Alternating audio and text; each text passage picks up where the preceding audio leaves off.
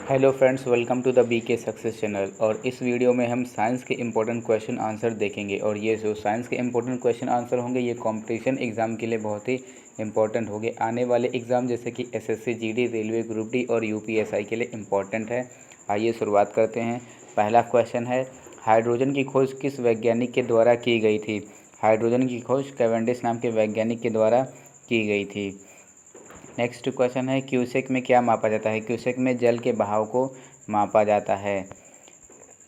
निम्नलिखित में से किस कोशिकांग को एटम बम कहते हैं? किस कोशिकांग को एटम बम कहते हैं? तो लाइसोसोम को कहते हैं। नेक्स्ट क्वेश्चन है, कौन सा रोग दूषित जल पीने से होता है? टाइफाइड। टाइफाइड दूषित जल पीने से होता है। ईसीजी से शरीर के किस अंग की जांच की जाती है? ईसीजी से शरीर के हृदय की जांच की जाती है। दूध का घनत्व किसके द्वारा मापा जाता है? दूध का घनत्व लैक्टोमीटर के द्वारा मापा जाता है। प्लाज्मा झिल्ली किसकी बनी होती है? प्लाज्मा झिल्ली प्रोटीन और लिपिड दोनों की बनी होती है। ऑप्शंस नंबर यहाँ पे डी सही हो जाएगा, ए और बी दोनों यहाँ पे सही है। चंद्रमा की सतह के अध्ययन को क्या कहा जाता है? चंद्रमा की सतह के अध्ययन को सेलेनोलॉजी कहा जाता है। ऑप्शंस नंबर ए सही आंसर हो जाएगा। किस विटामिन की कमी के कारण शरीर में बेरी-बेरी रोग हो जाता है? विटामिन बी की कमी के कारण शरीर में बेरी-बेरी नामक रोग हो जाता है। और आइए थोड़ा सा विटामिन की कमी से कौन से रोग होते हैं देख लेते हैं। विटामिन ए की कमी से रतौंधी, विटामिन बी की कमी से बेरी-बेरी और विटामिन सी की कमी से स्कर्वी और विटामिन डी की कमी से रिकेट्स रोग हो जाता है। पीलिया किस अंग से संबंधित रोग है? जो पीलिया है ये पीलिया उससे लीवर से संबंधित है। पीलिया लीवर से संबंधित है। हाँ, यकृत से संबंधित है। पीलिया किस अंग से संबंधित रोग है? यकृत से संबंधित है, लीवर से संबंधित है। कुत्ते के काटने से कौन सी बीमारी होती है? कुत्ते के काटने से रेबीज नामक बीमारी होती है। या पागल कुत्ते, भेड़िया, लोमड़ी आदि के काटने से यह रेबीज बीमारी होती है। हाइड्रोफोबिया किसके कारण होता है? हाइड्रोफोबिया रेबीज के विषाणु के कारण होता है। ल्यूकोडर्मा किसकी बीमारी है? ल्यूकोडर्मा ये त्वचा की बीमारी है, स्किन की बीमारी है। ल्यूकोडर्मा वो जो सफ़ेद दाग होता है वही है। निम्न में से किसे वर्गीकरण विज्ञान टैक्सोनॉमी का जनक कहा जाता है? लीनियस को कहा जाता है। कार्ल लीनियस को वर्गीकरण का विज्ञान यानी कि टैक्सोनॉमी का जनक कहा जाता है। निम्नलिखित में से कौन सा जीव पुनर्जनन और मुकुलन यानी कि रीजनरेशन और बडिंग द्वारा प्रजनन कर सकता है? हाइड्रा कर सकता है। दिए हुए ऑप्शन में ऑप्शन नंबर सी यहाँ पे सही आंसर हो जाएगा। मानव में पित्तरस का स्राव होता है। मानव में पित्तरस का स्राव कहाँ से होता है? लीवर से होता है। मछली के हृदय में कितने चेंबर हार्ट होते हैं? मछली के हृदय में 2 चेंबर हार्ट होता है। 2 चेंबर हार्ट मछली के हृदय में होते हैं। विटामिन सी की कमी से कौन सा रोग होता है? विटामिन सी की कमी से स्कर्वी रोग हो जाता है। किसी व्यक्ति के पाचन तंत्र की जांच करने के लिए इस्तेमाल किया जाने वाला यंत्र क्या कहलाता है? एंडोस्कोप कहलाता है। ये इमेज है एंडोस्कोप को इस्तेमाल करते समय की। आ जाते हैं नेक्स्ट क्वेश्चन पर। आयोडीन की कमी से कौन सा रोग हो जाता है? आयोडीन की कमी से घेंघा रोग हो जाता है। सबसे बड़ा स्तनपायी मैमल्स यानी कि सबसे बड़ा मैमल्स कौन सा है? ब्लू व्हेल है। ब्लू व्हेल सबसे बड़ा मैमल्स है।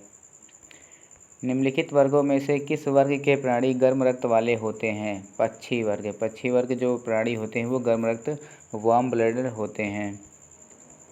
निम्नलिखित में से कौन सा जंतु गर्म रक्त वाला है? तो यहाँ पे दिए हुए ऑप्शन नंबर कबूतर एक पक्षी है जो पक्षी जो होते हैं ये गर्म रक्त वाले होते हैं। तो ऑप्शन नंबर ए सही आंसर हो जाएगा। कबूतर एक गर्म रक्त वाला है। पक्षियों में कितने कक्षीय हृदय होता है? पक्षियों में कितने कक्षीय हृदय होता है? 4 कक्षीय हृदय होता है। निम्नलिखित में से किसके अध्ययन को माइकोलॉजी कहा जाता है? कवक के अध्ययन को। कवक के अध्ययन को माइकोलॉजी कहा जाता है। मानव शरीर के किस अंग का प्रत्यारोपण नहीं किया जा सकता है?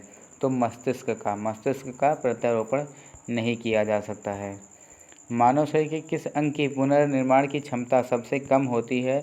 तो दिए हुए ऑप्शन में यहाँ पे ऑप्शन नंबर सी सही आंसर हो जाएगा, मस्तिष्क। मेनिंजिस में संक्रमण और सूजन के कारण कौन सा रोग हो जाता है?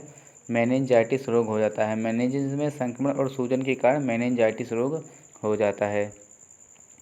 मानव मस्तिष्क हड्डियों से बने जिस ढांचे में सुरक्षित रहता है उसे क्या कहते हैं? उसे क्रेनियम कहते हैं।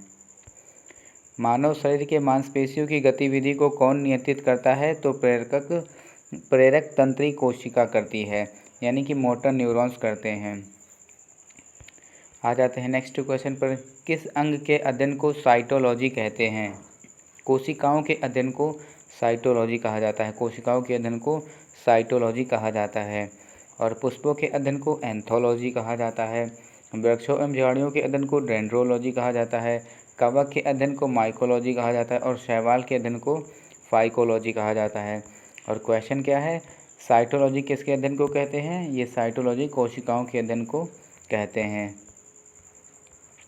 प्रकाश संश्लेषण कहाँ होता है? प्रकाश संश्लेषण क्लोरोप्लास्ट में होता है। लाल रक्त कणिकाओं का निर्माण हमारे शरीर में कहाँ होता है? लाल रक्त कणिकाओं का निर्माण हमारे शरीर में अस्थि मज्जा बोन मैरो में होता है। लार किसके पाचन में मदद करता है? लार स्टार्च के पाचन में मदद करता है। वयस्क मानव शरीर में हड्डियों की संख्या कितनी होती है? वयस्क मानव शरीर में हड्डियों की संख्या 206 होती है। इन्फ्लुएंजा रोग किसके कारण होता है? इन्फ्लुएंजा रोग विषाणु के कारण होता है। निम्नलिखित में से कौन सा वायुमंडल में ओजोन परत की मोटाई नापने की इकाई है? तो डॉप्सन। डॉप्सन जो है ओजोन परत मापने की इकाई है। निम्नलिखित में से किसके कारण टमाटर का रंग लाल होता है? लाइकोपीन। लाइकोपीन के कारण टमाटर का रंग लाल होता है। यहाँ पे कारण होना चाहिए, किसके कारण टमाटर का रंग लाल होता है? लाइकोपीन के कारण होता है। निम्न में से कौन सा विश्व का सबसे बड़ा पुष्प है? तो रफलेशिया। रफलेशिया जो है विश्व का सबसे बड़ा पुष्प है। अगर आप इसे देखना चाहते हैं तो यूट्यूब पे लिख के सर्च कीजिए, आपको मिल जाएगा। काफ़ी लोगों ने वीडियो बना रखा है इसके ऊपर। हीमोग्लोबिन किस में पाया जाता है? रक्त में पाया जाता है। हीमोग्लोबिन किस में पाया जाता है? रक्त में पाया जाता है। प्रोटीन की कमी से निम्न में से कौन सा बीमारी होती है? प्रोटीन की कमी से निम्न में से कौन सी बीमारी होती है? क्वार्शियोरकर। क्वार्शियोरकर जो बीमारी है ये प्रोटीन की कमी के कारण होती है। पक्षियों के अध्ययन को क्या कहते हैं? पक्षियों के अध्ययन को ऑर्निथोलॉजी कहते हैं। पक्षियों के अध्ययन को क्या कहते हैं? ऑर्निथोलॉजी कहते हैं। और अगर पूछे पुष्पों के अध्ययन को क्या कहते हैं तो उसे एंथोलॉजी कहते हैं। और ये क्विज़ है, आपको इसका आंसर कमेंट करके बताना होगा। किसके अध्ययन को साइटोलॉजी कहते हैं? जो भी ऑप्शन सही होगा कमेंट करके ज़रूर बताएगा। और वीडियो कैसे लगी कमेंट करके ज़रूर बताइए। अगर आप कोई सजेशन देना चाहते हैं तो भी कमेंट करके बता दीजिएगा। तो मिलते हैं आपसे नेक्स्ट वीडियो में, तब तक के लिए जय हिंद।